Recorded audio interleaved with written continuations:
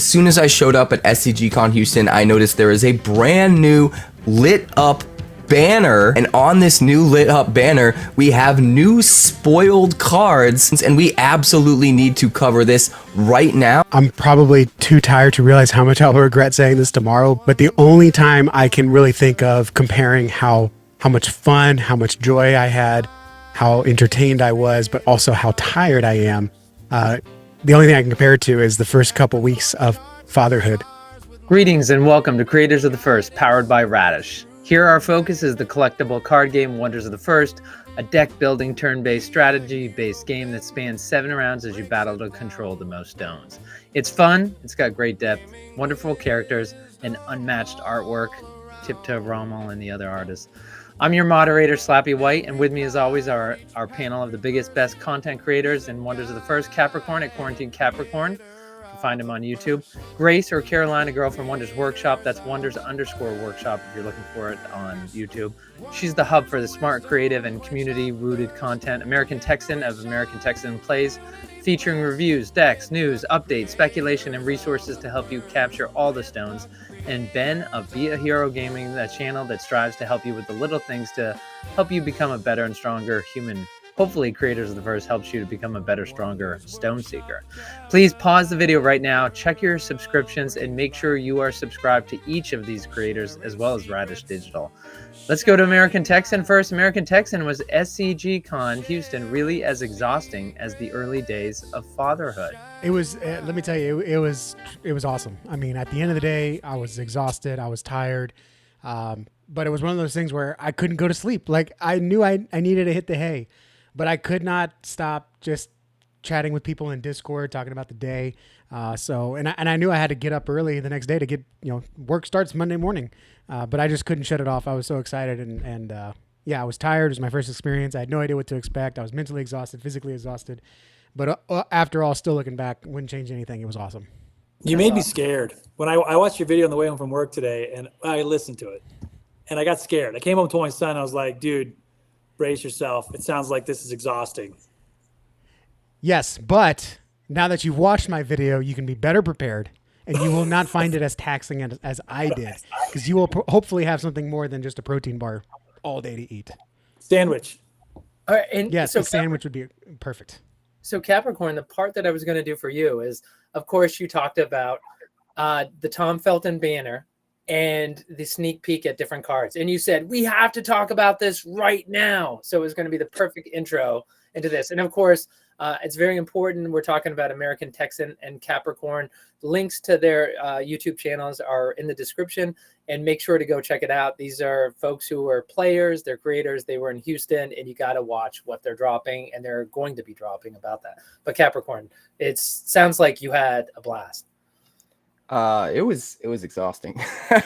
It was exhausting, but it was some of the most fun I've had. There were things that were different from Orlando, pluses and minuses, mostly pluses, but the spoilers, the additional Call of the Stone spoilers, were definitely a pleasant surprise. And I think everything they're doing with what those cards insinuate are really going to change the game in some pretty significant ways. So I am excited to dive into that at some point for sure. Well, Capricorn, I'm going to bring SneakyJoe and YoYo up on stage. And do you want to set the stage for us? Is like, why are we talking to these two after SCG CON Houston? So SneakyJoe is the end-all be-all champion. No one can seem to beat him, both in constructed and now it seems even in sealed. Sneaky took first place in both main events.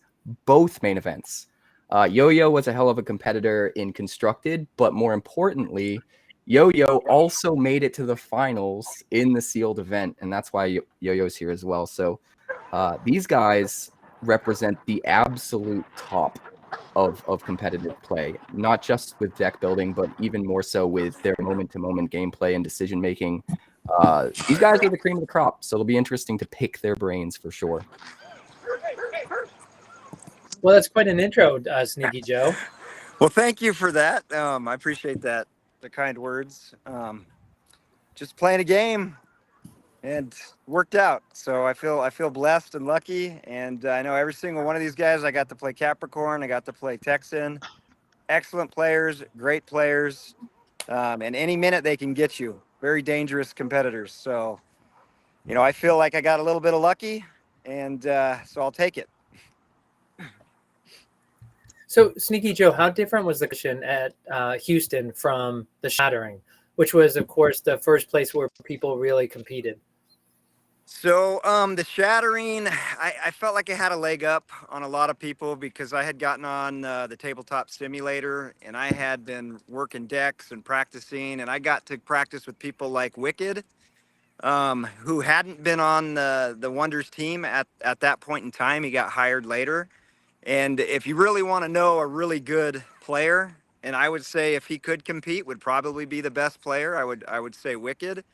And so he and I went back and forth quite a bit building up to the Shattering, where we would, win and lose, and I'd go back to the drawing board. So when I got to the Shattering, I felt a lot more prepared than a lot of other folks because it was a new game, and a lot of people hadn't been putting in the same amount of time I had been. And then I also have my two boys, which most of you've been to the events. You've met both Sharkborn and Vortex. And so I got to play a lot of games with them too. And so when they came to the Shattering, they were also prepared. And so the Shattering, there was a lot less experienced folks. As we went to Orlando and as we've gone to Houston, the competition keeps going up. It keeps climbing. So I'd say that's the biggest difference between the Shattering to where we're at now. That's great to hear. And YoYo, I think about you as a player. YoYo, do we have the audio for you? Okay. Yeah. Yeah, you're there. Okay, YoYo, you as a player. I mean, Sneaky Joe was an amazing player to start with. I remember you at National in, I guess it was 2024 at the National Card Show. Oh, and he doesn't want to answer the question. I remember a time where there's a funny story about YoYo is that there was a time at the National Card Show, they stuck the Wonders booth on the back end of the Bo Jackson Battle booth. It was almost like the shed out back. And it's amazing how much things have changed since then. And so YoYo was back there because everybody knows Rommel's a cool guy to hang out with. And so Rommel was like the siren sucking in YoYo and other people. He's like, let me teach you how to play. Why don't you go ahead and do it? And I'll never forget, Bo Jackson showed up and he actually hung out and played his boba game for like 10 minutes. And when I saw YoYo, I said, I can't believe Bo was here and he hung out for 10 minutes and there wasn't a crowd. Like you could just be right next to him. And YoYo goes, Bo was here? What? And he missed it, learning to play once to the first. And looking back now, YoYo, you're probably not upset about that kind of sets you on your path, huh? No, definitely not. Definitely not. It's just an amazing game. Just everybody you meet across, a lot of good people. Capricorn's one of them. I got to play him. He actually he got me pretty good in the match. So don't let him believe he's not that good. He's a very good player. Sneaky, of course. Everybody already knows how good he is. It was just overall a great time. A lot of people came over from Magic. I don't even want to call them Magic people. I'm hopefully they're onboarding, and a lot of them said how great the game was. So hopefully we see them in the next tournaments, and we don't even think of them as Magic players, and this game just continues to grow. Well, and Texan, you mentioned, I think in your video, you mentioned there were some Magic players. They played 2 or 3 games, lost a couple games, and then they faded. So what was your experience, Texan, with the Magic players?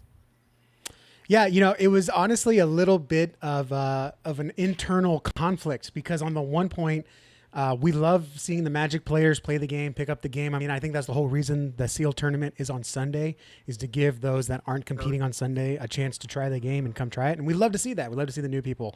At the same time, there are Magic players who are literally there just to play the game, win some money, and leave. They could care less about the game. They're there for the dollar. And it's like, I mean, they're fine guys, I guess, but it's like they're not in it for the love of the game the same way that we are. So, it was a little bit of a conflict because we saw the Magic players reach the final 8. I think there was 4 of us and there was 5 of us, 3 of them. I don't remember, but there were several of them in the finals. And, you could tell one guy was just absolutely having the time of his life. He even walked away smiling like, I love this game. That was so cool.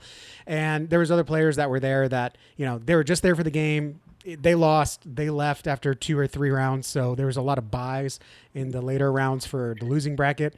So they came and gone. So it was great to see some new players try it out and really see what they thought. And at the same time, it was a little frustrating that some people just could not care less. They were just there for the money. Sure. They could have thrown their cards away at the end of the day, for all I know. Well, the other thing, go ahead, Capricorn, sorry. Something that I want to add is, going to both Orlando and Houston now, I noticed a change in the vibes from the Magic players. And Texan only got to experience the vibes from Houston, but I can say in Orlando, it felt very much like all of the Magic players were like embarrassed that they were playing the game. Like, they were playing it, but it was one of those like, I don't want my friends to see me playing it kind of feel. They didn't want to admit that they were having fun. Even some of them were, but like they had to like, oh, I can't pretend like I'm having fun, And in Houston, it was very different. Like, you still had some players that were only in it for the money, but even those players genuinely seemed like they liked the game. And there were a lot of Magic players that legitimately just loved the game. Like, Texan brought him up. There was that one guy who ended up making the top 8, and every few minutes he would just shout out like, I can't believe how good this game is. Or he'd like draw a card and he'd be like, I can't believe how good this card is. This is so awesome. And he was like one of the guys that is presumably on the Magic the Gathering Pro circuit that travels around and plays in these events. And he actually told me he was happy that he scrubbed out of his Magic event on Saturday so that he could play in this. And he was super excited about playing it more. And I don't think anyone was on quite his level of excitement. But everyone in general didn't seem like they were like embarrassed to be playing like the new game that you're, that isn't Magic or whatever. Everyone seemed like they were way more open to like, this is a game that's here to stay and I got to learn it. I got to be a part of it. Well, and Ben and Grace, you both, I think you said you've dabbled in Magic in the past. Realistically, what's the conversion you're looking at for Magic? What would you be happy with? Do you want to see, I mean, you can't say you want everybody coming over from Magic, but do you think that you get 10% of the Magic crowd coming over? Do you get 25%? What do you, this is early, but what do you think we should see? So I am kind of like Capricorn. Like, I still play Magic on the regular, and like, it's something that I consistently play with my family. And I think there is something to be said, like, for the two games have different times that you might play them sometimes, especially if you're looking at a Commander game. So I think the number might be higher than we'd think if it's like people who are only playing Commander and they're like looking for something that's not going to take them 4 hours to play. I think with that, we could see a much higher percentage than if we were just like, you're going to drop Magic and Wonders is going to be your only thing, because there's a huge difference between those two things. I have no idea what the numbers would look like in my head. I just, that was the thought that came straight to my mind of like, sure. Are we drawing players away, or are we drawing players to, if that makes sense? Like, you sure. can do both and you can play both.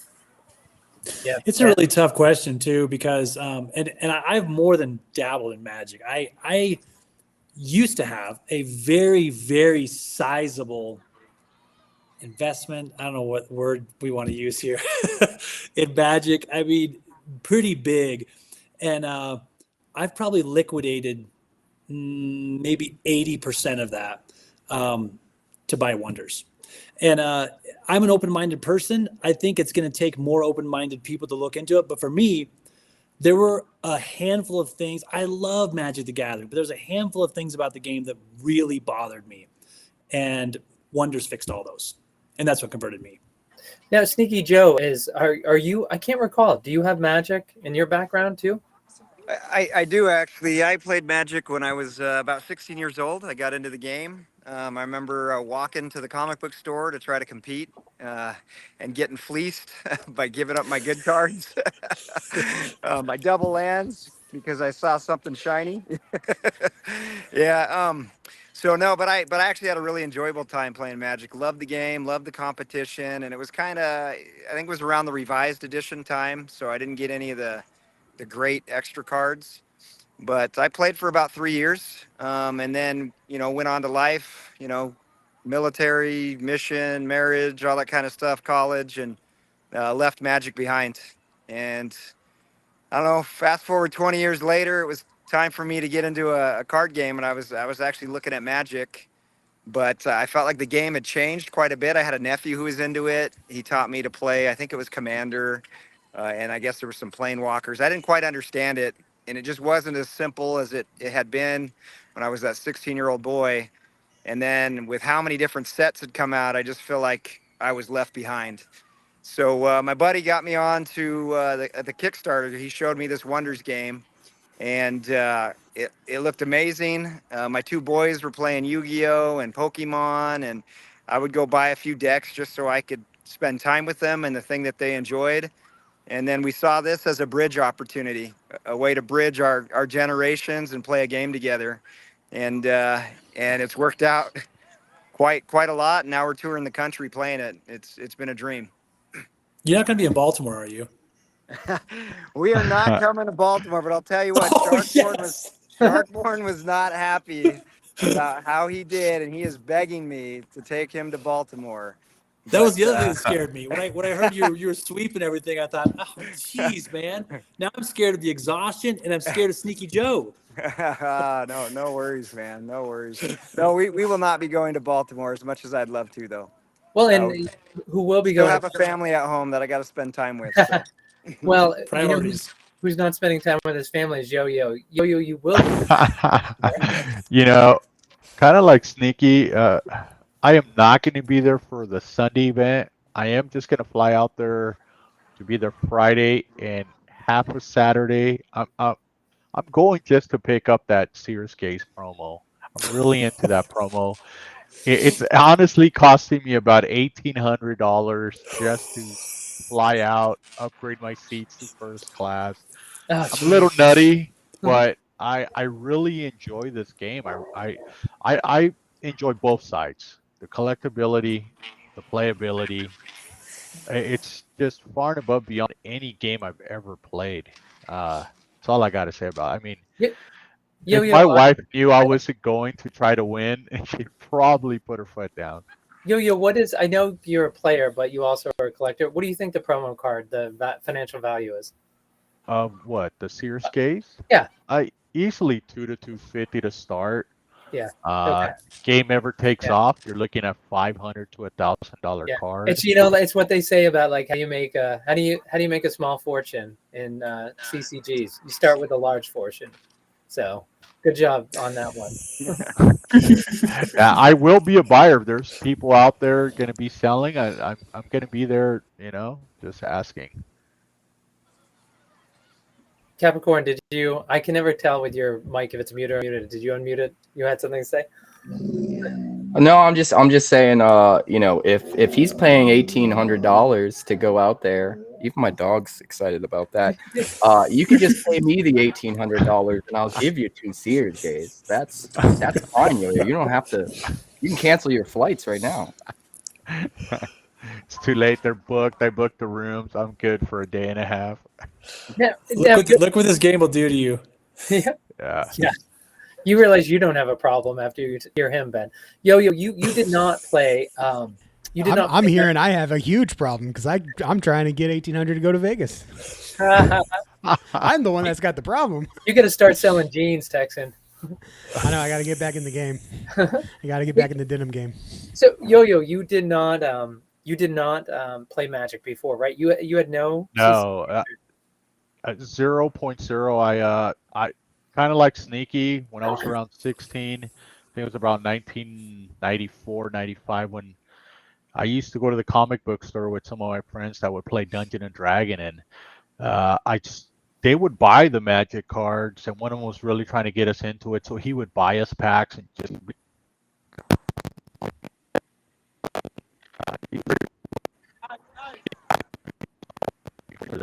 He was buying it, giving us cards, and I would just look at them and just throw them in the shoebox with my baseball card. Fast forward to about 6 months ago, my mom kept begging me to come and get all my baseball cards, and I sort of looked through them. I remember I seen a lot of Magic cards, still not knowing what they are. Fast forwarded to about a month ago, went back, said, "Hey, Mom, I want to take these boxes." My dad's all, "Oh, she threw them away. She said she asked you for 6 months to come and pick them up." And I was like, wow. So I don't know what I may have lost a couple months ago. And I know there was a ton of Magic cards because me and my brother started looking through it about during Thanksgiving, Christmas.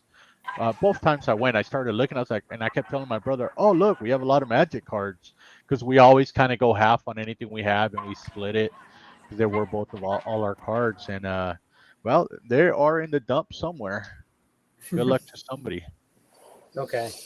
Well, Sneaky Joe, you're on the sidelines at soccer, so we'll go up as American Texan.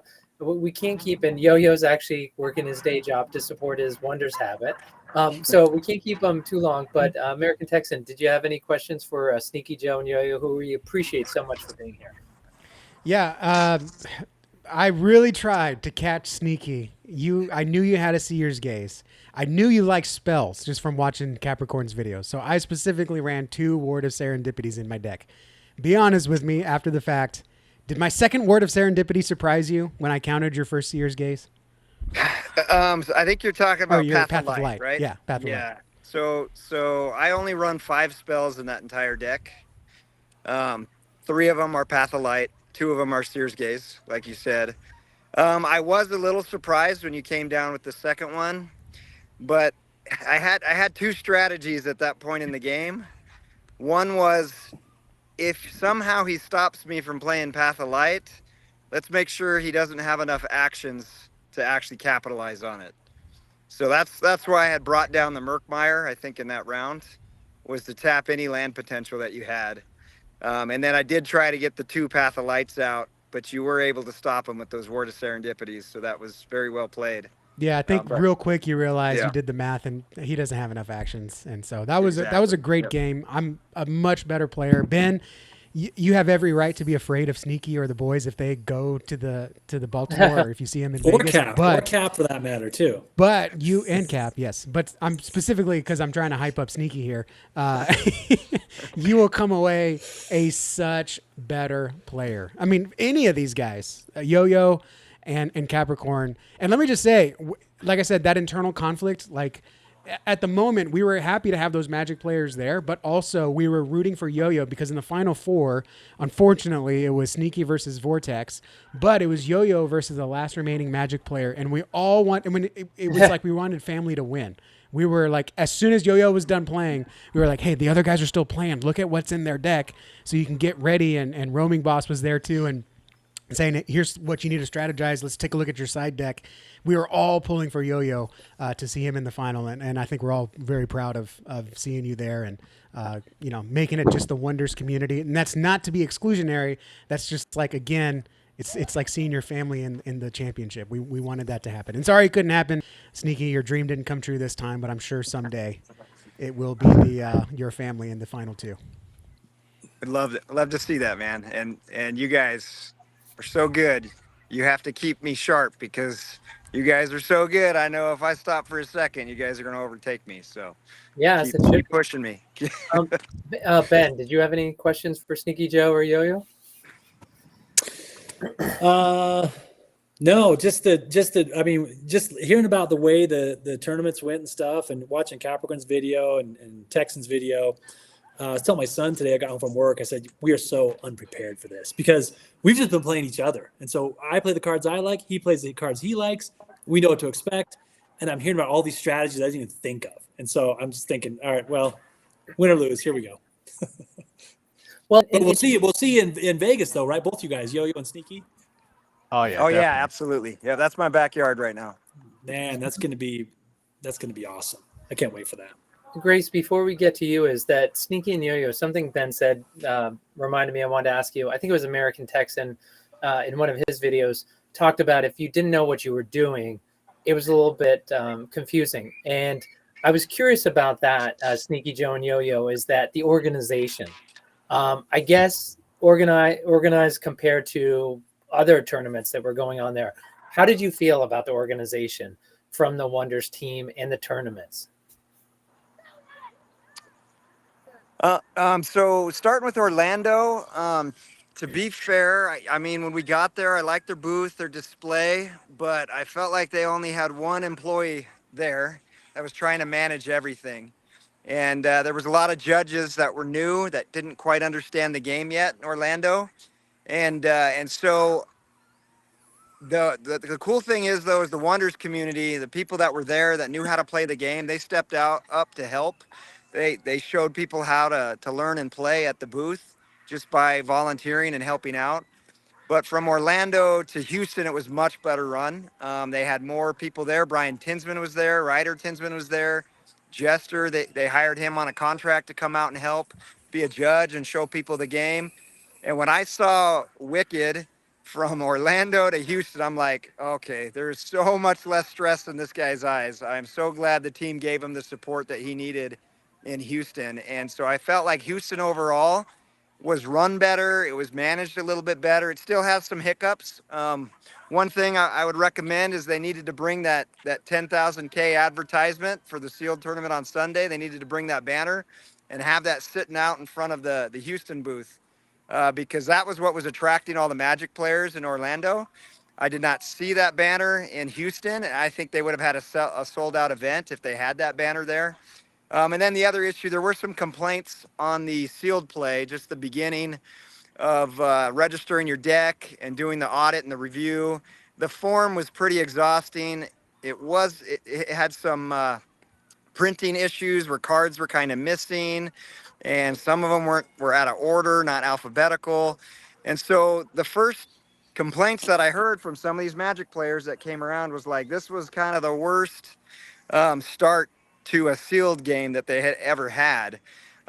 Fortunately, they all enjoyed the game, but that first experience where the guy who was sitting across from me said my son had convinced him to come and actually play, and he came, but he was not happy with how the checklist and everything went down. And so, you know, taking those comments back, I sent them to Wicked because I like to give the team feedback because, you know, just like everyone here, I'm all in. I want this game to be successful. And as they tweak these little things, the game will get better, the experience will get better. But ultimately, when you get down to the gameplay, people love this game. It is a very well-built game. Credit to Brian Tinsman, credit to Romel. Those guys have put so much of their time, energy into this game, and people love it. And so if we can just make it a little smoother for them on some of these different things as you go into each event, I think you'll get even more and more people to follow and stay with this game. YoYo, is there anything you want to add? Of course, you've been working with the Wonders team, the people behind it, for now 3 years. So in the projects they had before, anything that you want to add? I think SneakyJoe covered a lot. He covered pretty much everything. I really enjoyed it. I really think Wicked and the team that was there did an amazing job. Little hiccups here and there just with, you know, the sheets. I would say the sheets were a little frustrating when you couldn't find things on there, but that's something that's going to be simple to fix, I believe. So, hey, I wish them nothing but the best always. All right. Grace, anything for these two before we go? And then we'll head to Capricorn and then let them get back to the soccer field and the desk. Nothing. Just for them to keep being their wonderful selves. Awesome. Cap?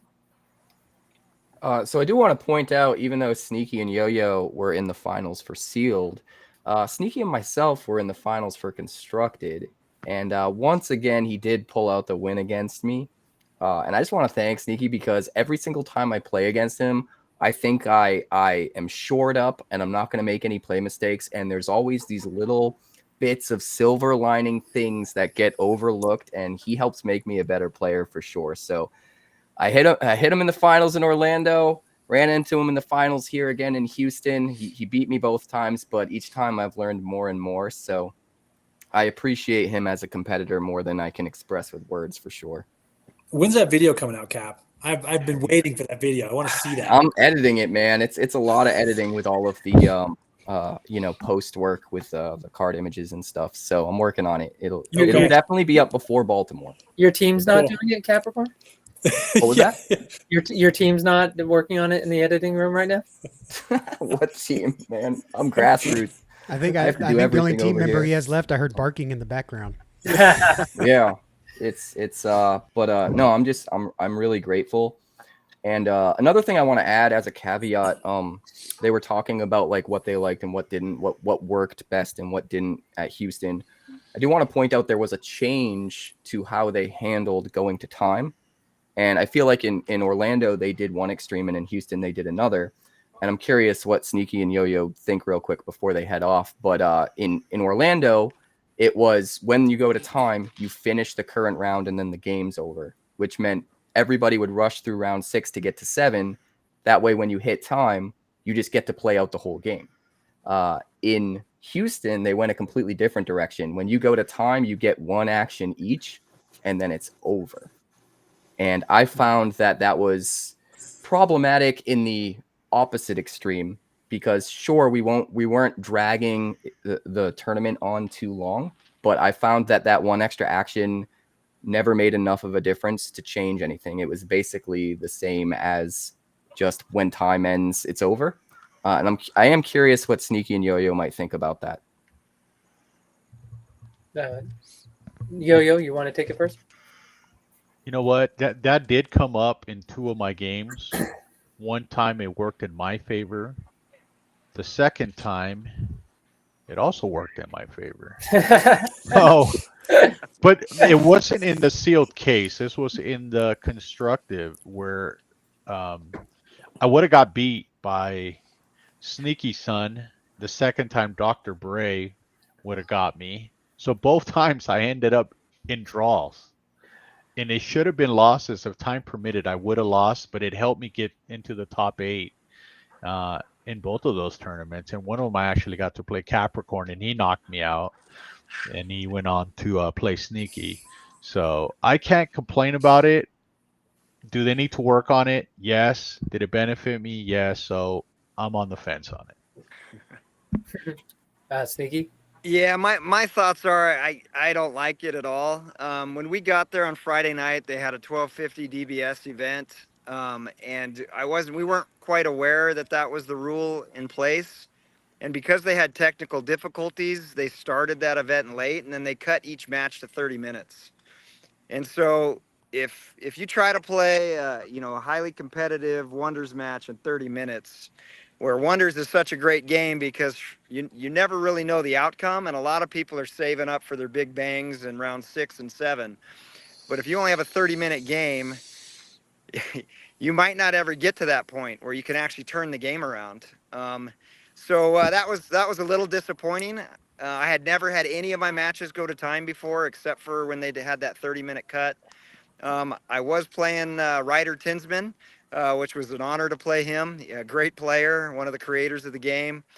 And I think we actually went to time in round 6, but he and I looked at each other and said, well, we'll just finish out the round anyway. So I think there was a judge standing over us who didn't really like that, but we did it anyway. And we wound up taking a draw that game. But it was because it was a 1250. It wasn't really like a meaningful game at the end of the day. But to answer your question, I can't stand that rule. I don't like it. I want my games to end. I understand if you have people slow playing a little bit, or you've got to end somewhere to keep the event on schedule. But I'm a finisher, and so if I can't finish a game, even if I'm gonna win and finish the game, I still don't feel like it's a win for me, because I want to see the full outcome of the game. So I'm not a fan of that rule. Okay. Thank you, guys. Sneaky, anything final you want to add before we let you go? Sure. We have an awesome community. I loved talking to Capricorn again. We have a great rivalry. Cap, you make me better. You are in my head, just so you know.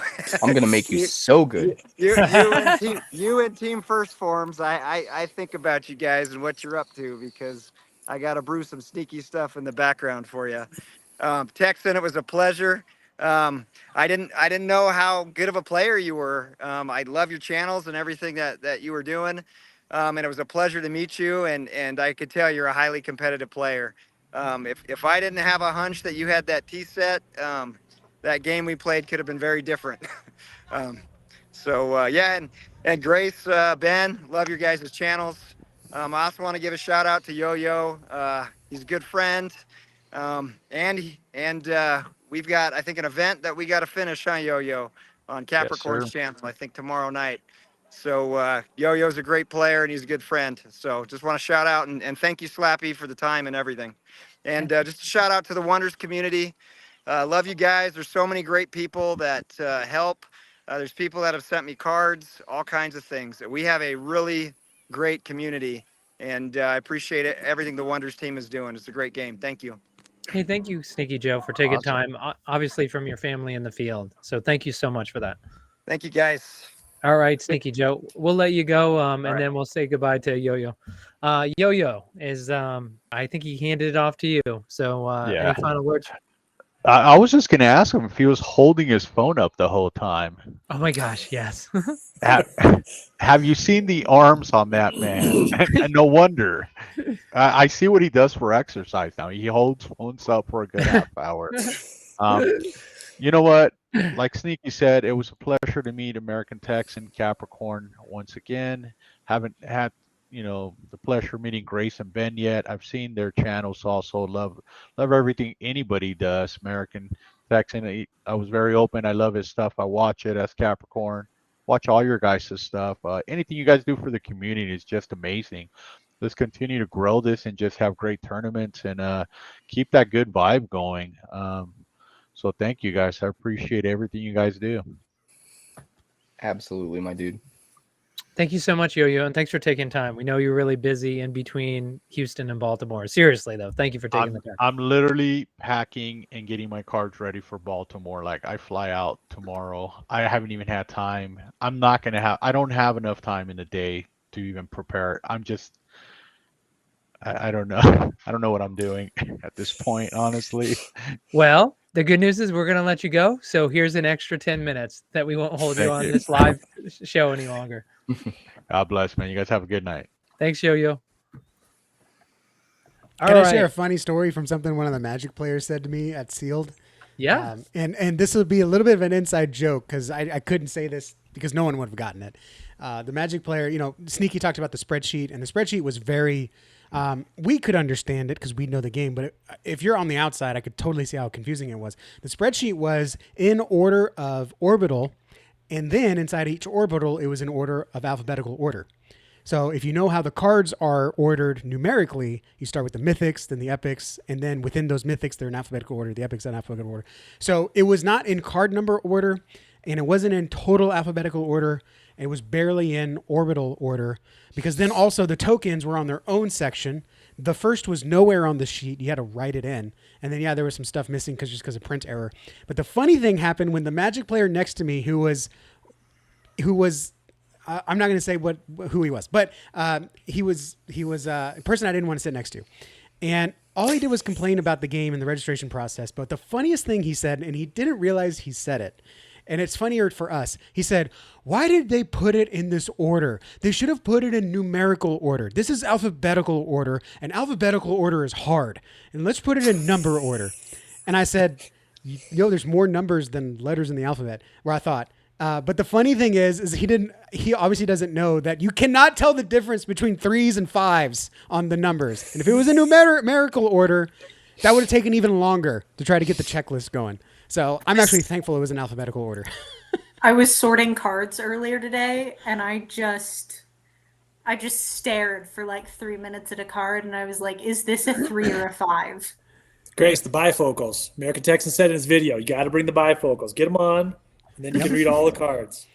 I still can't tell 3s and 5s. That's how I figured out, okay, mythic, epic, rare, uncommon, common, and it's in alphabetical order from there. If you do that, minus the Sky Seeker, minus Emma, you're going to be, and obviously the first, you're going to be okay. You'll get it in numerical order if you do it that I way. just sort mine into the piles of 10s, but I do that after I've sorted them in half on this is M and above and that is M and below. So that my sorting strategy is insane.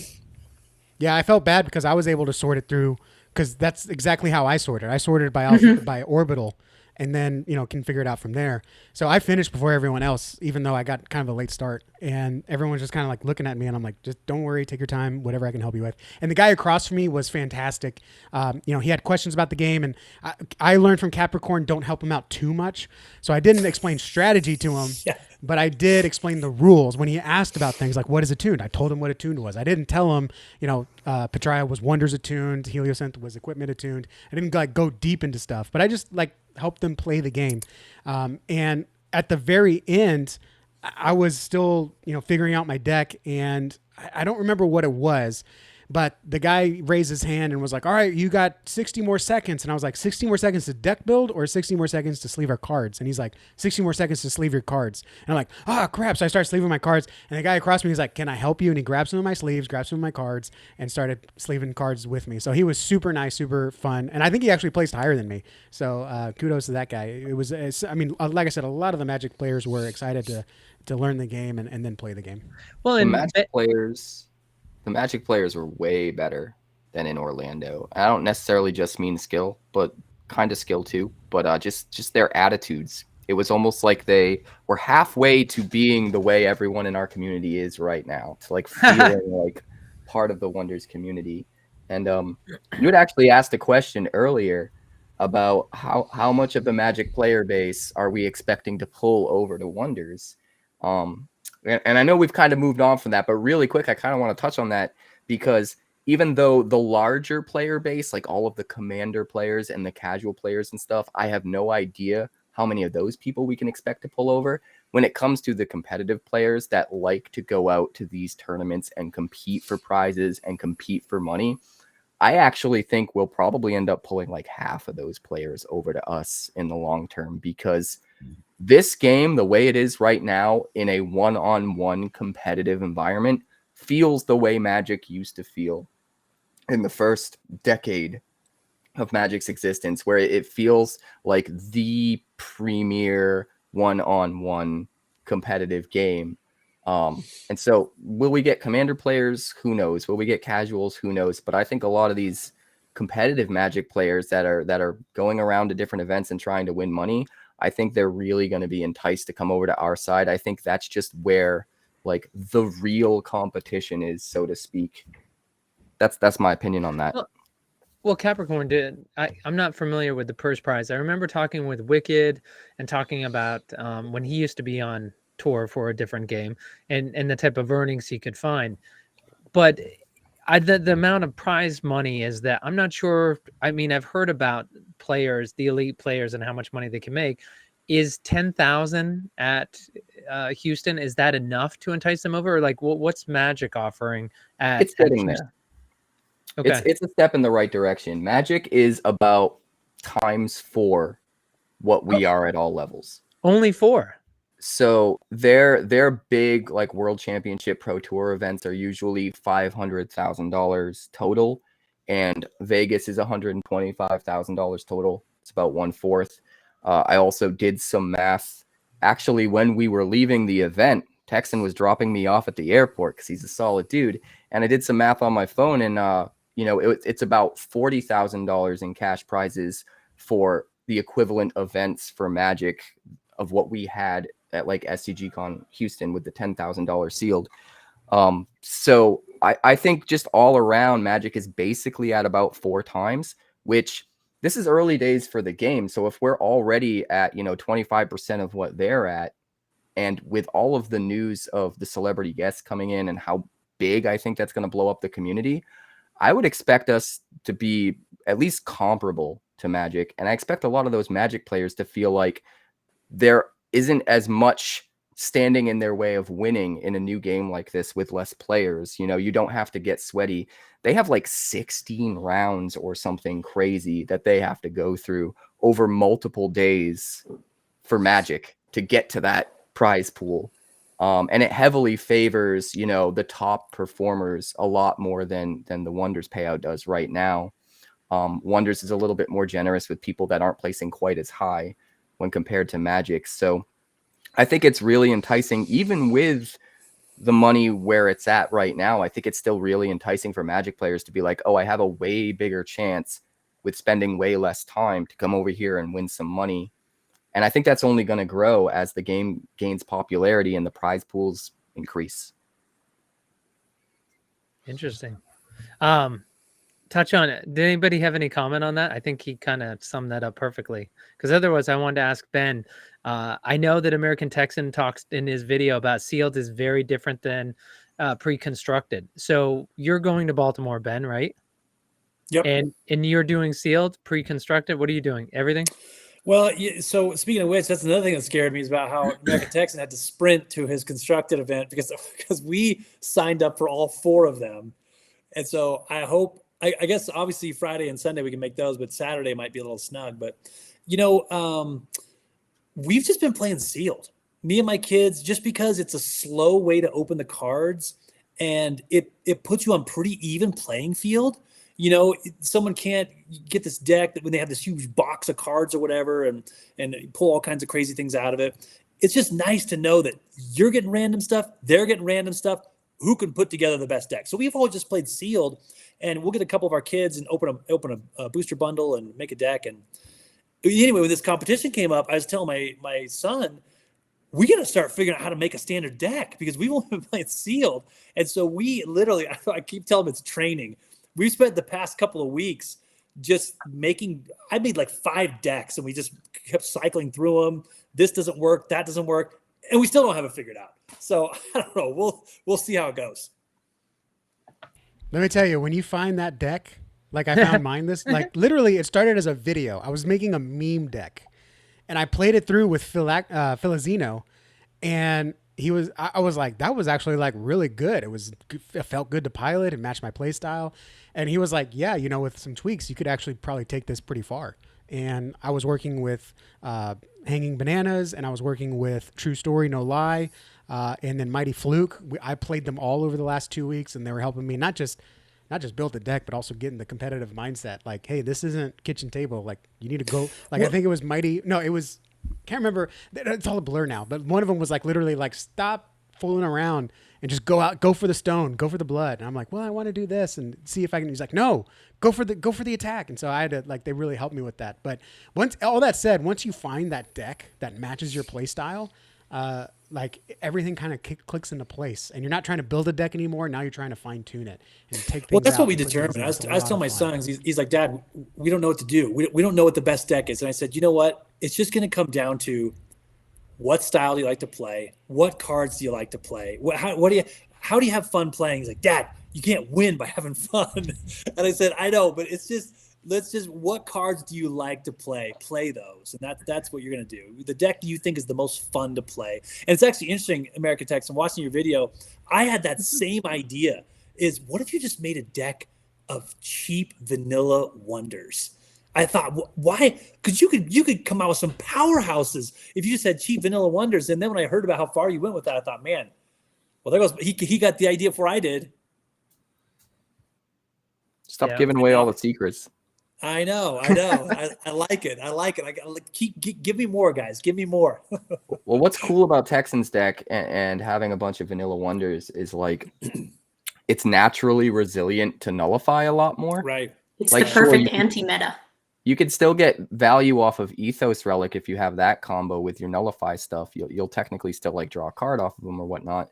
But like if the majority of your investment in your card is strictly for power and not for text box, you're losing a lot less when they do their nullify shenanigans. So that's what I love about Texan's deck is it's just kind of naturally resilient to what people kind of want to gravitate towards right now. And I love that. Right. No, Grace, Yeah, you're not. I was just going to say, I surprised a lot of people with Lamp of Luferia because it nullifies all wonders in the realm, yours included. So not many people expect it because why would you want to nullify your own wonders? Well, I already got all the value I need out of them, either because they were vanilla or they were just a non-arrival, and I don't care what they do after that. So that surprised quite a few people. That was a lot of fun, and they had Not fun bad. being surprised. It wasn't a trounce. It was like, Not oh wow, bad. I didn't expect that. Beyond Texan, before this weekend, there was 0% chance because of family, financial commitments that you were going to go to Baltimore. Be honest. Coming out of this weekend, what percentage did you say, can I make Baltimore work? I know it was greater than 0% after this weekend. And Absolutely was it not. it No, wasn't at it's my- 1%. No, my daughter has her first musical this weekend. She's been putting in a lot of work. Okay. She's the reason why I was almost late tonight because she has play practice till 9:00 every day this week, like straight from after school. And it's funny because I get to tell her like, I just had 20-hour days and 4 hours of sleep, and now you're going into not quite there, but 16 to 18-hour days, and you're going to have only 6 hours of sleep every night. And you still got to do homework, and I still had to load the van for the soccer game for my wife to take my son. And I had to miss that. And I said, but, you're going to have so much fun, and it's so much worth the work. And just being able to tell her that after I just came off of having to deal with all that was very timely. But no, still -1, Okay. never happening. Like, it's musical week. It's all about her this weekend. And the How old family's is she, coming by to the way? town. She's 12. This will be her Okay. first musical. So yeah, 0% chance. Now Vegas, I'm still trying to figure out. So did the Vegas went up for you? Vegas First went time. way up. Yeah. Okay. Yeah. Did you ever think you mentioned about the Magic players, some of their attitude on like, I'm just done and I'm leaving. Do you think it hurt because that was Sunday, you're saying, where you saw that feedback, and you mentioned how exhausted, and Capricorn mentioned how exhausted he was. So if you're a Magic player going over to a new game, and whether it's the registration or, the paperwork or something else are you exhausted at that point where it's going to be harder to convert them and of course, when they first get there, though, they're excited about Magic. So you can't really steal them then. I can't remember if it was Capricorn or you who was saying, they on Sundays, your chance to grab them. So it's kind of a double-edged sword, right? They're exhausted, and we all know how we are when we're exhausted. Yeah, that could have been it. I think most of the people that dropped out after the third round, I think they were just there by themselves. So they didn't have a team. They didn't have friends. I know there was a team that showed up because they were like, all right, Team Magic, let's go. And I'm like, I'm hunting you first. But I know. So they stuck around because, they wanted to spectate and help their friends. But I think, yeah, being on Sunday is part of it. They showed up. It was $30. They got $200 worth of value in return, and they got their promo card. They didn't care to play. They wanted to get home early. I guess that was part of it. Yeah, I didn't think about Sunday and the exhaustion being a reason why some people just dropped out. Yeah. Totally valid. We did get a question from the audience. Grace, do you want to take a crack at that? Vass says, do you think that the decks for the Dragon Cup will be more vanilla? I think that I want to be clear that when I'm answering this, I'm talking about on the whole. I'm aware that there are people, Capricorn, and others who Bless will you. be fine-tuning their decks and trying to find as close as possible to what their main meta deck is. But I also think that there are going to be people who are just finding the cards that they can make work at a price value.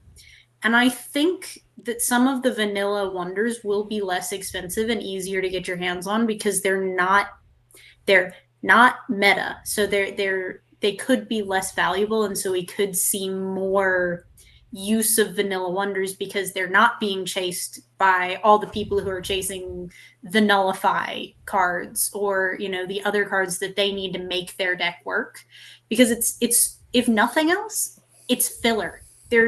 There is not a single deck that I can think of where it wouldn't help you to run one or two vanilla wonders. Like, I think every deck, unless you're running some sort of crazy scheme, should have some vanilla wonders in it, just as a safety net, because what happens when all your cards get nullified? There's too much of that in the meta to not have some. I don't know that really answers the question, but there's my... It absolutely does. Yeah, vanillas, I found out one of the strategy for vanillas is they simply don't have that much DBS. So if you've got a solid deck, It's true. and you have, it's at say 967, and you're like, well, I still need 2 cards. Put some vanillas in there, and you got some power on the board too early game. That's Sneaky dropped the boundless, is it Oliphant, the 2/5 on me. He dropped it on Quadra Tusk? 2. Quadratusk. Yeah. Okay. He dropped that on me on realm 2, and I had to not commit to it because I didn't have my vanilla, and I was already in realm 1, so I just let him have it. I let him have 2 and 3 because he dropped, I think, 2 in those lanes or something, and I just had to let him have it because it was like, I can't get this early. This game's all about when a realm opens up, I need to fill it, and so we were past that. I couldn't get it, so that basically 2-5, or for him it was a 1-5. Got him the stone in 2. It was a solid strategy from him, and a little bit of what my deck was doing as well. I'm really excited to see what the Dragon Cup decks are going to be. I think there's going to be a huge variety, and in fact, my deck that I put together is the wonkiest deck. I mean, it plays really well, but when I look at the cards, I think I would have never made this deck out of regular cards. But just because those were the OCMs and the former spoils I had, I put them all together and they work. And I thought, that's weird how this works. I would have never made this deck in real life. My question is, do you guys get nervous when you put your deck together and it's like 850 DBS? Do you think, oh, shoot, is my deck not powerful enough? Because there's been a couple of times I've made a deck that was 999, and I thought, oh, this is going to be good. And it wasn't that good. And I made a deck that was like 847, and it was way better. I don't know. I feel worse when I think of the perfect card and it takes it over 1,000. And I'm like, 1001. DBS, I really feel like is a range because, like you said, you can have a DBS that's up here, and the deck's just not going to do what you want it to because it doesn't synergize in the way it needs to. The real metric, in my opinion, for whether or not your deck is good is A, playing it and does it win, but B, if you can't look at it, look at whether or not it's synergizing, because I can put a bunch of high DBS cards in a deck and it'll do something.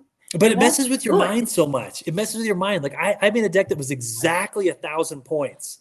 And I thought, oh, this is going to be sweet. After playing with it, I realized there was a couple tweaks I had to make. I tweaked literally like 3 cards, and it was like 879. And I thought, oh, man. But it's just in my head. It was in my head. Like, is it still going to work? It's 879 now. I'm not going to lie. This might be one of the more controversial things that I say. I don't think of DBS value as how good a card is. I think of DBS value as what is my budget for this deck. If I can make a good deck and I don't need the full budget, great. If I'm going over budget, well, I can't do that. And yeah, DBS will say, cool, it might say this card is good, but it's only good if you partner it with this other card, and that's why its DBS is high. DBS is too dependent on too many different things for me to really look at it and go, high DBS, good card. There's just too much. I just look at it as a budget. So you're telling me I'm worrying for nothing.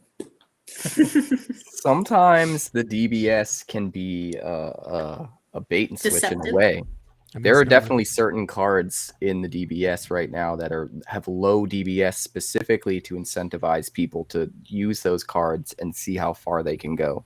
There are some really crazy low DBS cards. I mean, look at the Quill. Quill is like single-digit DBS. Yeah. Like, there's no way that's representative of the power level. Like, that's clearly we want to incentivize everyone to use the Quill and see how far they can push it. And there's a bunch of cards like that. You've got the Lich is only 5 DBS. You've got Pastel Bloom Drake is single digits, and that's using a crazy combo with Rocket, and Rocket's not even that expensive either. I think a lot of the DBS is also rarity aligned because a lot of the high cost things. Now you got some exceptions like Razia, but I mean a lot of the high cost cards are commons and uncommons, and I think it's high cost because Wonders was specifically built to have great cards as common and uncommons. But since everyone can get them, or you have a high chance of pulling them, well, let's make sure that not every deck is running these uber powerful cards, and so they increase. And if you can run the secondaries, you see those higher often as well because you can run 3 copies of them. Like Seer's Gaze, Moonfire Crystal Mouse are the immediate 2 that come to mind. They're, in my opinion, they're certainly the 2 best commons, if not 2 of the best cards in the entire game. But like the more copies of a card you can run, it tends to correlate with its DBS value. We just Cap hasn't broken Pinksport Dream Cap enough for them to put it as high as it should be yet. Well, the issue is they might want you to run a Phoenix Quill, but you got to get a Phoenix Quill first. That's the issue. Yep. And the thing that makes me really nervous based off the spoilers and seeing some of your guys' videos, the references to the quill in the new set. It makes me wonder. It makes me wonder if, because first of all, how's that going to work if Phoenix Quill is so rare? But it makes me wonder: is there going to be another quill? Is there going to be a something else quill? Is there another zero cost? Is there a Phoenix Quill? Then there's going to be like a Dragon Quill or some other kind of quill. And there's, I don't know. Maybe every set will have this quill. Well, I have a question. I have a question. Did everybody see the new video that went live today showing off 5 different arts for Valen Voss? Raise your hands if you've seen it. Yeah, they just flashed on the screen really quick. So I saw it. If you pay attention to that, one of them is a close-up of his face, and he's holding a quill, but it's a blue quill. Oh, man. It is not a red quill. Oh, that has to be something. I don't know what it is. I'm telling you, they're not Phoenix Quill hunters. They're just quill hunters. I've been saying this since we found out about story tokens. I said it's going to be a prime number. It's going to be 1. It's going to be 2. It's going to be 3. It's going to be 5. We know it's not 1. I don't think it's going to be. I don't think it's going to be 2 either. Like I know we've seen 2, but I think we're going to get more than 2 story tokens for Valen. Like it's my gut feeling. How many quills are we going to get? That's the question. Maybe that's what really. Maybe they do 1 quill every set, and if you can get all of them on the board, that's how the prisoner is freed. Infinity stones, infinity quills. I don't know. Here's my thing though. I am still not convinced. Everyone's like, there it is. We see the photo. I didn't see that. Get on the end. I didn't see that. If you go forward a few frames, it centers it so you can see it a little bit better. Oh man. Yeah, there you go. Well, too far. So there's a quill there too. That looks like the Phoenix Quill though. Yeah, that one on the book when we went too far, that was the Phoenix Quill. But the one in his hand is blue. So I mean, he's also boundless. So I'm wondering if it's the boundless quill. A quill in every orbital. That makes sense, right? Yeah. Oh yeah, man. To me it does. Like there was a shattering, all the stones broke, but then also maybe there was the shatterer had feathers. Slappy, have you seen the new cards that were spoiled at Houston? No. Well, watching your video, I will say, I'm glad that you brought that up though about the blue quill here. I think that stepping back beyond the blue quill, what it means is what people don't understand is what the Wonders team likes to do. Everything they release. For instance, in the announcement, they talked about the fact that we were going to have Tom Felton, but if you looked at the box artwork on the booster, it said Ben Affleck on it. It said that we were going to have Arnie on it as well. So when you're looking through these videos, the one thing is it's very hard. It's very cinematic, but you got to take the time and actually go down frame by frame. I'll admit, I'm not as good as you guys. You guys catch everything. But what were you going to say, Cap, about the new cards? They're just insane. Story tokens are insane. They change the game in so many ways. Like we have 2 examples. Or if you watched my video detailing these new spoilers, I lay out the reasons why I'm almost positive that the second card is a story token, even though it's cut off and it doesn't say it. So I'm pretty sure that's also a story token. I think these are 2 story tokens. It says Valen Voss as the faction. It's a story token. It has to be. There's no way it's not. Here's how you know. Valen Voss is on play and tap free. Yep. Now, if you bring in the dragon is a legendary story token. So you can't run 2 in your deck. So there has to be to me, that tells me there has to be multiple story tokens. Yep. And the dragon finds a legendary, presumably item with cost 0 from the top 4. And also has a clause that it has to be sacrificed if you don't have a Phoenix Quill. Or maybe if you do have a Phoenix Quill at end of round. That part's a little vague. It just said legendary, so 0 cost, right?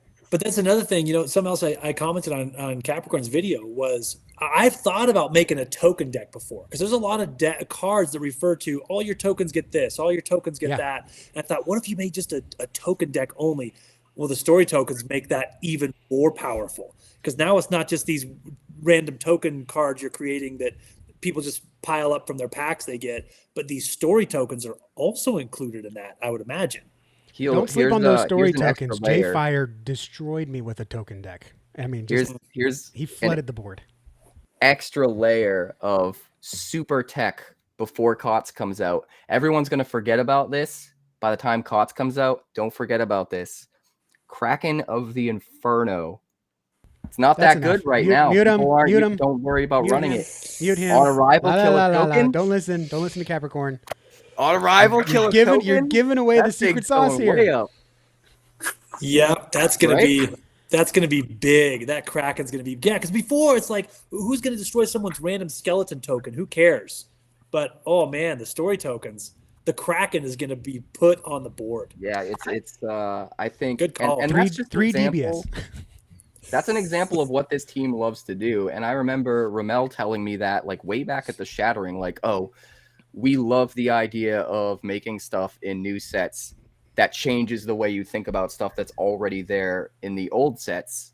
And everything they're doing kind of so far is a testament to that. The Qantas that can presumably search up a Phoenix Quill, making the Phoenix Quill better. And now Valen's Apprentice gets back any legendary item. That makes every legendary item just better.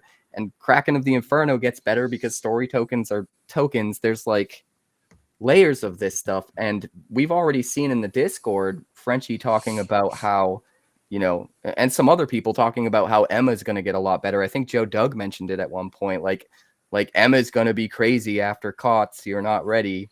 And like, she's good now, but she's not like way up here in the meta. But I don't doubt maybe she will be by the time COTS comes out. How many of you are on the playtest team? Anyone?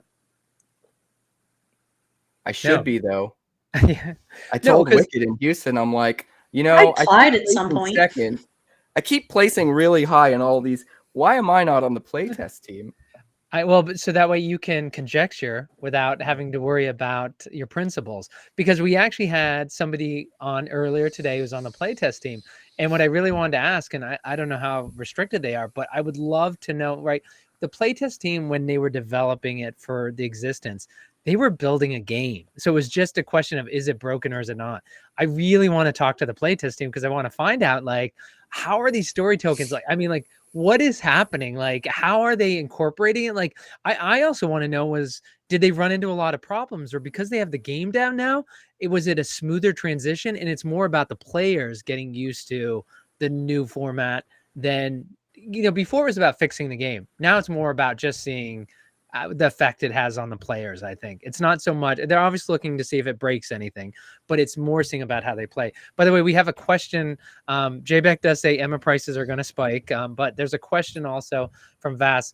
Why do you guys think that Wonders made Tom Felton the face of this set? I might be wrong, but Ben Affleck is a bigger star, Oscar winner, played more badass roles than Tom. No offense to Felton, of course. Audience research. Ben Affleck's a bigger fan, but a bigger fan of what demographic? People who play trading cards? I think it's two things. I think it's money. I think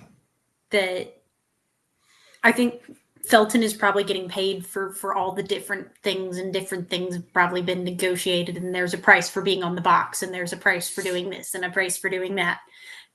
And it's probably a money thing. But I also talked about this in my video. One of my videos, I don't remember which one. That goes to show you how many videos I've been doing lately. Tom Felton is going to appeal to a very specific audience, an audience that I would very much be in the demographic of, and that Magic has been really, really struggling with and failing to appeal to lately. Cap, I don't know if you paid attention to the, like, how do we get women to play Magic thing? And it's so bad. Like the ways that they're trying to get women to play Magic, it mind-bogglingly bad. And I think a huge part of it is that Tom Felton will appeal to the rabid horde of Harry Potter female fans, and like it'll pull women into the game. I've seen several people comment in Discord where they were like, my wife saw this spoiler, now we have to play, and now she's like, I have to play. So I think there's twofold there. I think there's also some smart marketing where like you don't just have to think about what the person's going to pull in, but also the perception it's going to have like potentially negatively. So like I think Tom Felton is really safe choice for marketing for the box because he'll pull in a lot, but there aren't a lot of people it'll push away. You have someone like Ben Affleck on the box. Like sure, there are some people that are going to see that and do a double take and want to get interested, but at the same time, you're going to have plenty of people being like, Ben Affleck's in this game, like Giga Chad. You know what I mean? And I think Ben Affleck is one of those things where like if you care about him and you find out about his card, you're excited and you'll buy the product. But when it comes to someone just seeing something on a shelf, you know, I don't know. I just feel like Tom Felton might be the better choice. I think those decisions are made very carefully with every aspect of it, you know, taken into account. And I don't think Tom Felton's pushing anyone away. I think some people might argue that, you know, Ben is probably the most out of place of the three that we've heard about so far. And I think he's still cool enough. I'm excited. I'm hoping that he's an angel because I'm a Dogma fan. And I just want to reference to his character in Dogma. That's great. But I could definitely understand how there's some demographic of people that would see Ben Affleck and be like, why is Ben Affleck in my fantasy game? More so than someone like Tom Felton. I think part of it is the face recognition. When you see Tom Felton, most people, when they see Tom Felton's face, they go Draco Malfoy. When you see Ben Affleck's face, you go, oh, that's Ben Affleck. And so I think there's that level of like, we want you to look at this and think of the fantasy thing versus we want you to look at this and see the actor. Right. And Skizzy has the great comment here. That's more important than anything else y'all are saying. Like, fine, great. Yeah, whatever. But it's not the real thing. I'm telling you the real thing. It's they have a great marketing team, I'm sure, that knows the audience demographic, that if they sign, which I'm sure they started with the actors first, and then they figured out who needs to go on the box. And yes, it could have been a money thing. However, who's going to stop at Target, right? You're going to get the Harry Potter people. Oh, that's Draco Malfoy. Now, the Harry Potter people are going to be our age, between 30 and 40, 45. We played trading cards growing up. We understand the concept of trading cards. And you're assuming Harry Potter the people, Harry Potter has brought in people to collect. They collect wands, they collect the books, the hard covers, the soft covers, the collectible covers. They have statues, they have scarves, they have Quidditch things. Like Harry Potter folks, and I'm mildly one of them, but I got a cousin that's a huge Harry Potter fan. Like, they already understand the idea of collecting. Ben Affleck fans, they understand the idea of going to the movies and seeing Ben Affleck and seeing him on the red carpet and who is he dating. That's what they're mostly concerned about with Ben Affleck. So I think it really comes down to the type of person that they want, the what we call the ideal avatar in the marketing world. That's who we want to attract. And Tom Felton does that head and shoulders above Ben Affleck. Yes, Ben Affleck has more prestige. He has more experience. He's been in more movies. He's better movies. He's a better actor. He was Batman, right? But for the type of player that's going to buy and invest and enjoy this game the most, it's going to be the fan of Tom Felton. And yeah, when you there's look a disagreement, Radish. Well, and when you look at Ben Affleck, of course, we all know him for Dunkin' Donuts, and you just think about that. But when you think about with Carolina Girl, you have not seen the 1 million Dunkin' Donut commercials that Ben Affleck's done? No, I don't really watch much that has ads. Like, yeah, I stick to my Netflix. You didn't see the famous ad where he's working a drive-through at Dunkin' Donuts, and Jennifer Lopez, when he was still married to her, drives through, and he hands her like her Dunkin' Donuts, and she's like, "Ben, this is where you've been," and he's like working a job. Like, I guess it's the age gap, but he's from Boston, and Dunkin's a Boston brand, and so that's why he's tied with him. But so for me, you know, Ben Affleck's Dunkin', but what do you know Tom Felton for? I don't know him for anything, which is good. Like, I don't know him hawking anything. I mean, Shaquille O'Neal, you know, he hawks 26 brands. I don't know what he's hawking because he hawks everything. So it is nice with Tom Felton, and to a certain extent is Ben Affleck is known for so many roles. Whereas Tom Felton is, everything you guys are saying, he's known for that fantasy world. So he's perfect. He's not out hawking a lot of things. He seems like he's going to be very authentic. From what Frenchie said, he's excited about the brand. He wants to take, and let's be real, we could never get Ben Affleck. He's not going to show up to Vegas. I'm not saying Tom Felton is, but Ben Affleck's not, unless Frenchie paid him, probably $1 million to show up to Vegas, and that's not going to happen. But you guys bring up a really good point about the Ben Affleck. The more you guys have talked about this, and it was a great question, Vass, that you brought up, is now I'm wondering, like, why is Ben Affleck? And I'm curious, like, he's so creative. Frenchie is just such a creative genius. Like, this whole business about bringing in celebrities, and again, I think Texan, you mentioned the on-card autos. I don't mention it enough. That's a very important part. Is like, these are on-card autos. They're not stickers. Frenchie's bringing these folks in, and he's doing it kind of like James Bond, right? It's like you had Sean Connery, you had Daniel Craig. So we're not tied to these people. So he's doing so many great creative things that when on the face of it, that you guys have convinced me that Ben Affleck is a bad choice. And so I'm trying to wonder to myself, like, what are we not seeing? What is going to happen in the game? How is Ben Affleck going to be portrayed in the game that we're not seeing? Because I'm not hearing all the reasons why they should have spent the money on Ben Affleck. I mean, I think he's a great choice to be in the game. He's just not the right choice to be on the box. By putting his name and not his picture on the box, you're getting the appeal that we talked about, that Cap talked about, of somebody's going to walk up and see Ben Affleck's name on the box and go, I need to know what's going on here. He appeals to a different audience than the Tom Felton audience. And by having the name on there, you're hitting this much audience with Felton, and then you're getting some of this audience over here, there we go. With the Ben Affleck name on the box. Like, it's by doing all the different names, it appeals in different ways to different people. And it's, in my mind, it's a smart move because it's not putting all your eggs in one basket. We'll have to wait and see.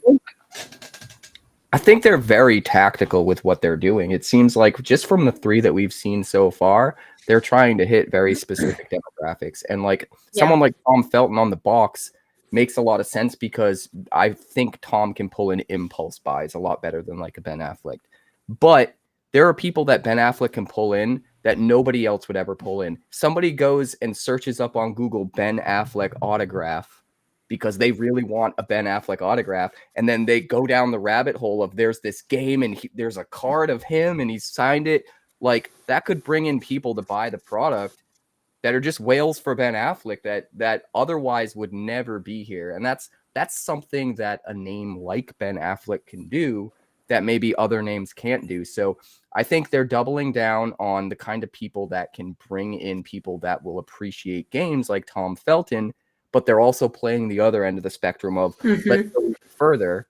Let's throw in a couple people that can bring in completely auxiliary draw that would never normally even care about this and get them to buy product too. And let's not forget how many Arnold Vosloo fans there are. I had no idea. The Discord was blowing up just as much for him as they were for Affleck. I'm like over here like, we're going to get Daredevil on a card. But I like the Daredevil movie. I don't care. Hate me for it. Send emails to Capricorn, quarantinecapricorn@gmail.com. Yeah, a lot of folks were super, super excited for Arnold Vosloo. I only know him as Alexa Lamoon or whatever he says in The Mummy. Yeah. But that's the only thing I know him from. But there's a lot of fans in the Discord. And again, you get that perfect mesh, that perfect overlap of apparently Magic is a game that a lot of Arnold Vosloo players, fans enjoy. So did I say Magic? I meant to say Wonders. Apparently Wonders is a game that a lot of Arnold Vosloo fans enjoy. So maybe we can find more of that overlap and bring them over this way. I'm going to put in a poll in the Discord. And also, obviously, the comments here, I'd like to hear people say, rank them in order. Arnie Vosloo and Ben Affleck and Tom Felton in order of like which ones you want to see the most in the set. It's a little bit unscientific because you could only want one and don't care about the other two. Like that's what we really want to hear about. But Vass brings up social media, and it's interesting because Tech Super and I, when we were talking about this right after the news drop, we went ahead and looked up the followers, and we didn't hit TikTok, but just Instagram and X. And it's interesting because Tom Felton absolutely crushes Ben Affleck. He's at 15 million followers just between those two. So to what you guys have been saying, why he's on the box is, right, this is what you're doing is you're trying to, if they can get, 0.1% of, 15 The million. Potter Horde. What's that? The Potter Horde. Yes. Yeah, but you're just looking for what's a percentage, like how big? Let me ask all of you guys, Ben, how big is the Wonders community right now? Of course, Discord's an echo chamber, and as a reminder, I think it's 13% of the US female population is on Discord. Discord is a very small minority of people, and people get stuck in the Discord echo chamber. So Wonders team has been trying to push this. That's why it's in Target. There's a whole community out there that we don't see. And so how big would you say the community is right now? People know of it, people who've played it, people who own a card. I mean, is that 1,000 people? Is that 10,000 people? What is it, Ben? I have no idea. And that's a great question too, because I was actually just at work today talking to a guy, and he said, "Hey, so what do you do when you're not working at the hospital?" And I said, "Oh, I actually have a YouTube channel." And we started talking, there's this really cool collectible card game, Wonders of the First. He said, "I've never heard of it." But he's a Magic player. He's a Dungeons and Dragons player, and he's never heard of Wonders of the First. And I have no idea how big it is, but I think after this, it's going to get way bigger. It's going to become way more of a household name with what they're doing with Call of Stones. I think we're in the 3,000 to 5,000 range because there's aren't there a couple thousand in the Discord? I'll go check while you continue with your thought. It's like 2,000 or 3,000, I think, on the Discord. Yeah, and I'm just saying conservatively, we're assuming. I assume some people who are in the Discord, like if we just count everyone in the Discord as part of the community, even if they're not active all the time, just count that. I think we can get another 1,000-ish of people who may not be in the Discord but have seen it or have touched a card because of the different events between the National Card Show and the SCG cons and the Kickstarter. There've got to be at least enough people that have been touched by the advertisements, because the advertisements when they were out were going hard. If I was just to ballpark a number, that would be my guess. But I have no idea. I'm just basing that off of Kickstarter, off of Discord plus change. So the Discord is 2,700 is where we're at. So 3 to 5 is pretty much a safe guess. That's what my daughter says. So pretty much 3,000, 5,000. That's what my daughter said. I'm like, "You're 12," and she's like, "Yeah, I'm basically 16." So I know. Grace, go ahead. So I've been running Learn to Plays every Sunday at my LGS, and I know there's 4 people in particular that are getting really deep into the game, and they still haven't stepped foot into the Discord. So I do think there's a big potential audience out there of people that are learning from people that are in the Discord that aren't necessarily joining the Discord themselves. So I would agree. I think there's probably 1,000 or 2,000 other random people across the world.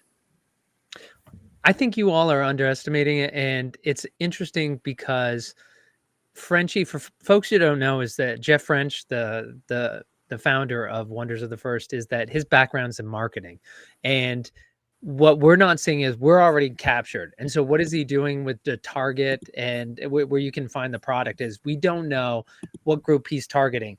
Folks have all said, it's not my target. I can't find it. They're just assuming their target didn't get it instead of it came and it left before they ever could see it because they weren't checking every single day. In Boba, we found, again, not to go with the sister project, but there was a recent raffle for this thing called the Blast Box. And everybody said, I don't know anybody who won it. Did anybody really win it in our community?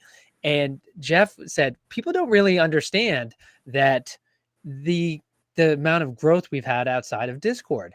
And so hearing you speak, Grace, is that I just wonder, you're really you're just basically saying that the amount outside of us is equal to 50 to 100% of what's inside the Discord. And yes. To be fair, I'm not thinking of like people who might own one card or were handed something for free. I'm thinking like people who are actively playing and participating on some level in a community, which may have been a misinterpretation of the question. But like, I think I agree with you that there are going to be more people that have cards, if that makes sense. Well, and I shouldn't say one card. I mean, they might be collecting it. They might be like saying, yeah, I bought this 2-player bundle in Target. So I include those that demographic in it as well, whether a collector player or a player who's bought it and said, I'm going to learn the game later. But I think it's multiples of what's in the Discord. So I think it's going to be at least 4. So if it's 2,700 in the Discord, the floor to me has got to be 10,000. And so I would say it's 10,000 and up is what we're seeing. I will say that I would expect it also to have that type of audience for the Wonders team to put the amount of money it must have taken to sign Tom Felton, to sign Ben Affleck. Is if we were 3,000 to 5,000, would they have risked that on saying we're going to grow it by spending the money? Or did they already see like, hey, we've gotten traction and we're at 10,000. We're going to take it to the next level. But it'd be interesting to see in the 2,700 that where people come down on, we got to figure out the right way to phrase that poll. I'm curious to see what moves the needle for most folks is that, and like, let's be brutally honest among the three of you, Tom Felton, Ben Affleck, Tom Felton, thumbs up or thumbs down from you guys? You guys you like him in the set? When you say Tom Felton, Ben Affleck, yeah, awesome, Ben. Thank you, iOS. I want when you say Tom, fireworks. like, are you saying like, do we like Tom Felton more, or just we're no, cool just with you him? like I did that. Yeah, and it's like, I mean, are you guys going to be brutally honest and say whether you're like Ben Affleck, you're glad he's in the set? Thumbs up. Oh yeah, Ben Affleck's the one I'm most excited for. All right, 3 neutrals, 3 out of 4 neutrals, and Arnie Vosloo. Yeah, I'm Okay. excited for all these guys. All right. Yeah. All right. That's just interesting to see about how you guys feel about it. Obviously, you guys, it's like so great to get you guys on Creators of the First. Appreciate all your time coming back here. We've gone. I'm glad that nobody has said, "Hey, I got to go," which is Ben's got to get back to his family. Carolina girls. I actually do unfortunately have to go. Carolina girls got to get back to her studies at American Hey, Texan. listen, out when of you time. go to Baltimore, you got to get used to it because you're always going to have to go. Man, I've got an hour or two to schoolwork to do. I am prepared for sleeplessness at whatever event I can make it to. All right. Well, so Ben, why don't you head us out with your final words? Well, the only thing final I have to say is I was really hoping the Capricorn was going to go against what Texan said and say, oh, I wasn't tired at all. I loved it. It was a blast the whole time. No exhaustion. I wanted to see if it was just Texan, but apparently it's across the board. So I guess I got to pack my sandwich and some water, and hopefully It's tired, but it's a good tired. It's a good tired. Yeah. I can't wait. I'm excited. It's a watch my packing list because I used everything in that bag. So real quick watch that packing list. Before we go, American Texan, it's going to be hard for Capricorn because I think he's done so many of these. I can't imagine. But American Texan, if you could have done one thing differently, I mean, other than brought food, what's the one thing you would have done differently? Man, that's a tough question. When? Well, as far as traveling, I mean, there's a lot of things I would have done differently, like put more wonders in my sealed deck. That really cost me in sealed. Man, it's hard to tell. You know, it goes against my values because if we're playing in Houston, I think I said it in today's video. You know, if we're playing in Houston, I'm gonna sleep in my bed. I'm gonna come home and be here for my family. But like I said, like, if I could have stayed downtown in a hotel room, I could have easily gotten an extra 2 to 3 hours of sleep at night, and that could have made the difference. I think. Okay, so that's what it is actually. So for Ben too, especially, I wish I had more practice. I was practicing so much again with all these guys that I mentioned earlier, and I wish I had practiced more and practiced a little bit more seriously because I was still focused on how do I make this deck work? What optimizations do I need? Which you do need to do, but then also I needed to practice against other meta decks. In fact, Thursday night beforehand, I played True Story No Lie with my 1250 deck. We had honed it in, and now I needed to really practice. And he was just running me through all the meta decks. And there's one that absolutely destroyed me, but it was like midnight. the Capricorn watched it too, right? It was that Omnis Quantum deck or something. And I was like, I can't do it anymore. Like, it's past midnight. I got to go to bed because we have the conference. And that is the exact deck that Sneaky played against me and just absolutely wiped the floor with me with that same deck. So just having more practice against the different metas, the different play styles, different things you're going to see. Because I think I could have held my own. Similar to the deck that Sneaky played in the 1,000 point that he beat me with in the top 4. I was able to put up a fight because we practiced very hard against like a land heavy elf deck with lots of token control or counter control and all that. You know, we had done a lot of practice with that, so I kind of knew how to at least stand up against it. So, well, unfortunately, practice and preparation is something I wish I had done even more of. Practice time is over. It's game time. Yeah. Cap, is there anything you would change? I mean, you've been to so many, but is there anything you would change? I would make sure that I kill Sneaky's tapped Razia before using Blazing Phoenix Pub. Do not harvest the Blazing Phoenix Pub when he has a tapped Razia. Did that? You Probably how I lost. That's probably how I lost, to be honest. No, that's a disaster. Make him feel better, Ben. You learn something new every time. You know, I overlooked. That's the smartest man alive right there. There was always something I overlooked. I play so smart 99.9% of the time, and then there's always something that I feel you, overlooked. Cap. I bet he was smiling inside so big. Thank you. The problem is it's never come up in practicing before. I've never been in a situation where my opponent has had a legendary tapped wonder that they could capitalize on me using my Blazing Phoenix Pub. So it's just never experienced it.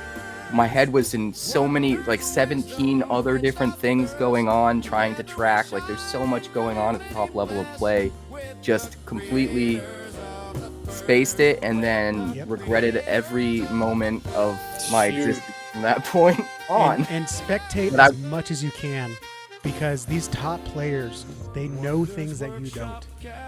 Another thing I learned from watching Sneaky play Seal, I didn't play against him, but I watched him play, is Solyra, the red lady, the Sophera lady. Can't remember her full name. Love her. Oh yeah. She is not a May. She has to kill something with more with equal or less power to the stones, which means if that's your card gets destroyed. I didn't know that, and like that's a huge thing. So Same like, thing. Go spectate. Same thing with Luminous Scarab. You have to target a land with that to get a null counter. So if theirs can't be targeted because of Eye of Betraya or Azure Vault, you have to target your own land. And granted, you could stack up the null counters on the same land, but you still have to null at least one of your lands, and that still feels really bad. Yeah. And shout out to SciTech, he's in the chat. I played him. He beat me in the Swiss rounds of the main event, and then we went face to face in the top 8, and he put up a heck of a fight. I took what I learned in the first round when I first lost with him, brought it to the second, and I was able to pull out the win. So glad he's here. And Robin Arrow Pepper, I met him. He's a cool dude too. He beat me in sealed. And he's actually got it on video. We'll see it someday, so you get to see me humble. Oh, that'd be great. In person. Cool. Yeah. Cool. Hey, Grace, any final words from you? No, I got nothing left in the brain can this evening. All right, well, this was a great Creators of the First. It was awesome to really get into some play that we don't normally do. Thank you so much. I want to thank Ben B. Hero Gaming. You've got Grace over at Wonders Workshop, known in the Discord as Carolina Girl. American Texan over at American Texas Plays. And then Capricorn, Quarantine Capricorn. Thank you guys so much for joining us. This is Slappy White with Creators of the First. We'll see you next time. Thanks, everyone. Adios. Wonders keepers, friendships nurse. We stand with creators of the first. Creators of the first.